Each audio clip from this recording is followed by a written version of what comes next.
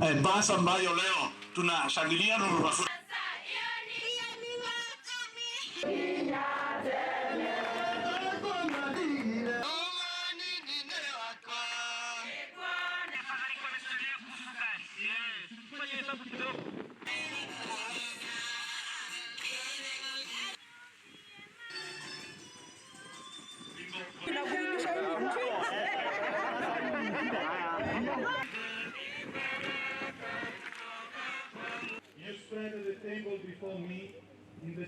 Kuna hali ya taharuki pale East Baringo, na tumeona tayari serikali imeanza operesheni kali, na mara nyingi wakati serikali wanafanya operesheni East Baringo, hawa wahalifu wanahamia Laikipia North, haswa sehemu hizi za social.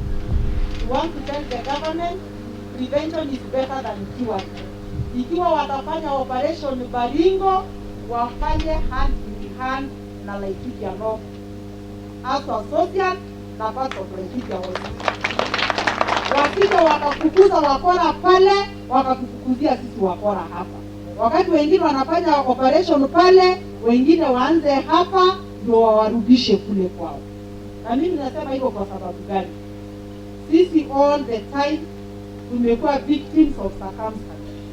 Watu wakifanya uhalifu huko, wanatoroka huko, wanahamia hapa. Wakihamia hapa, unafikiri watakuja kuokoka hapa? Watakuja watunyoroshe? Sasa sisi hatutaki kunyoroshwa. Tunaambia serikali in advance, tafadhali, we want protection. We want our people to be assured of their security and the security of their property. Kwa wale wapokozi wetu wa Laikipia, sisi hatuna shida nao, sisi tunakanga nao, sisi tutawahudumia. Sisi Laikipia tulisema ukabila